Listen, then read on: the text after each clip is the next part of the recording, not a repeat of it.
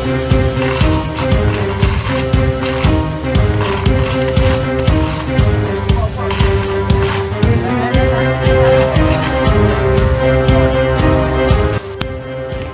assalamualaikum, welcome back to my channel. Di video kali ini kita akan belajar larutan elektrolit dan non-elektrolit. Seperti biasa, jangan lupa dukungan kamu untuk perkembangan channel ini ya, dengan klik tombol like dan subscribe untuk mendapatkan pemberitahuan info-info bermanfaat buat kamu. Terima kasih, semoga videonya bermanfaat.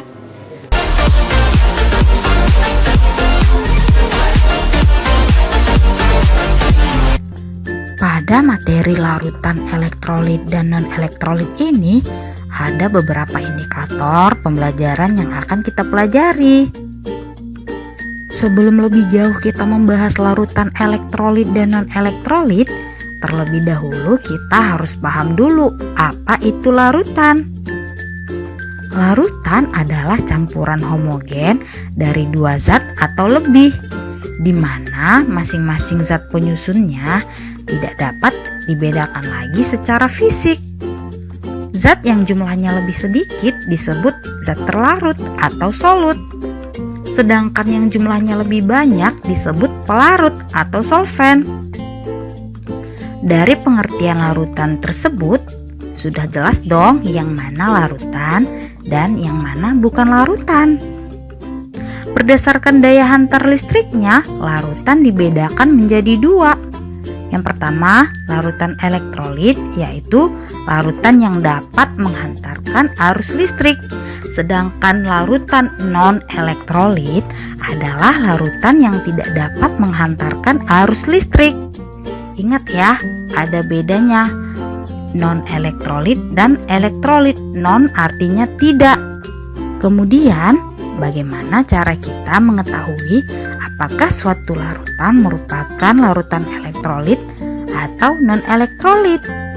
Caranya yaitu dengan mengujinya dengan alat uji elektrolit yang bisa kamu rangkai sendiri di rumah. Kita hanya membutuhkan beberapa alat dan bahan seperti wadah, elektroda yang bisa kamu gantikan dengan paku, kemudian kabel secukupnya, saklar, sumber arus bisa kamu pakai baterai, kemudian bola lampu bisa kamu sesuaikan dengan besar baterainya ya.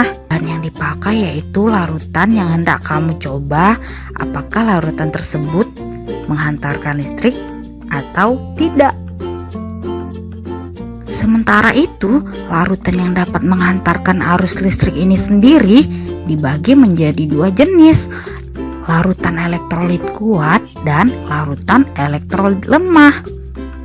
Untuk menguji mana saja larutan elektrolit kuat, elektrolit lemah, dan non-elektrolit, perlu diadakan eksperimen sebagai berikut. Hal pertama sekali dilakukan yaitu merangkai alat seperti ini. Dalam wadah sudah diisi sampel larutan yang akan diuji apakah elektrolit kuat, lemah, atau non-elektrolit. Oke, mari kita bahas uji larutan elektrolit kuat. Setelah kamu merangkai alat, kemudian masukkan batang katoda atau paku ke dalam sampel. Coba kamu perhatikan apa yang terjadi. Jika kamu melihat nyala lampu terang dan gelembung gasnya banyak, maka itu dikatakan sebagai larutan elektrolit kuat.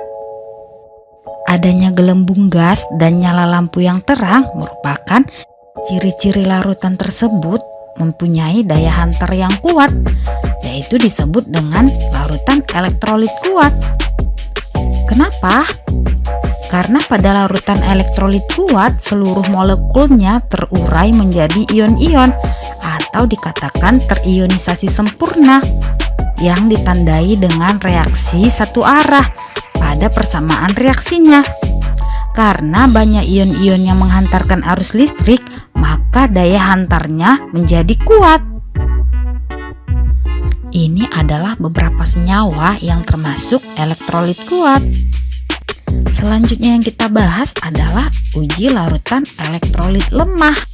Setelah kamu merangkai alat uji tersebut, maka kamu celupkan paku ke dalam sampel yang berisi larutan yang akan kamu uji. Jika muncul gelembung gas sedikit dan nyala lampu yang redup atau bahkan mati, berarti daya hantar listrik tersebut lemah. Maka disebut dengan larutan elektrolit lemah. Karena pada larutan elektrolit lemah, molekulnya tidak semua terurai menjadi ion-ion atau terionisasi tidak sempurna yang ditandai dua arah panah pada persamaan reaksinya. Karena sedikit ion-ion yang menghantarkan arus listrik, maka daya hantarnya lemah. Contohnya pada larutan cuka.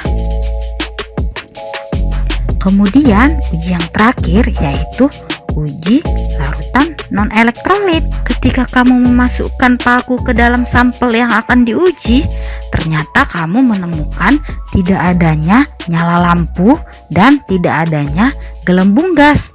Berarti larutan tersebut tidak dapat menghantarkan arus listrik yang disebut sebagai larutan non-elektrolit.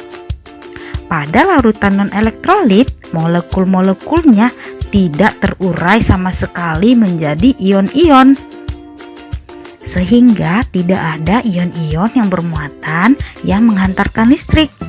Untuk lebih jelasnya, perbedaan antara elektrolit kuat, elektrolit lemah, dan non-elektrolit, perhatikan gambar berikut.